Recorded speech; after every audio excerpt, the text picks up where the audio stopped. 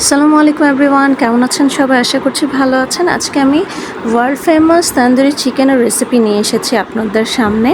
দেখুন, এখানে আমি সকল গোটা মশলাগুলো দেখিয়ে দিচ্ছি। গরম মশলা, এই মশলাগুলো দিয়ে আমি একটা গরম মশলা তৈরি করে নেব। এখানে তেজপাতা, দারচিনি, এলাচ, জয়ফল, জয়ত্রী, লবঙ্গ, তারপরে পোস্তদানা সকল কিছু নিয়ে আমি একটা পেস্ট তৈরি করে নিব। এখানে আমি টক দই নিয়েছি, কাঁচামরিচ আর ধনিয়া পাতা পেস্ট করে নিয়েছি, আর এখানে পেঁয়াজটা ব্লেন্ড করে নিয়েছি। এখানে আমি লেমন জুস নিয়েছি, ধনিয়া গুঁড়া, জিরা গুঁড়া, রেড চিলি পাউডার, আদা রসুন বাটা, লবণ দিয়ে দিয়েছি। এখানে আমি একটা মশলা তৈরি করে নেব তান্দুরি চিকেনের জন্য। এর আগে আমি তান্দুরি চিকেনের রেসিপি দিয়েছি, বাট এত ইন ডিটেলসে দেওয়া হয়নি, কারণ দেখা যায় সময় হয়ে ওঠে না রান্না করার সময়।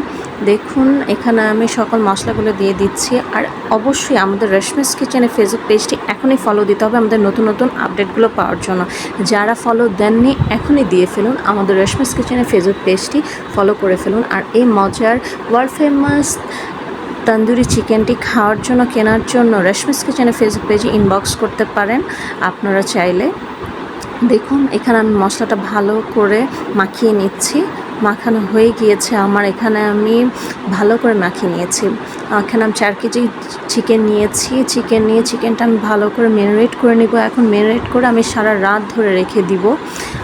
আপনারা চাইলে সাথে সাথেও তৈরি করতে পারেন, বাট এটা ম্যারিনেট করে রেখে দিলে অনেক বেশি ভালো হয়। ম্যারিনেট করে রেখে দিলে মশলাগুলো ভিতরে ঢুকে খেতে খুব বেশি ভালো লাগে। যেহেতু আমার কাছে এখানে কয়লা নেই, এখানে আমি চুলাতেই তৈরি করে নিচ্ছি। দেখুন, আমার হয়ে গিয়েছে।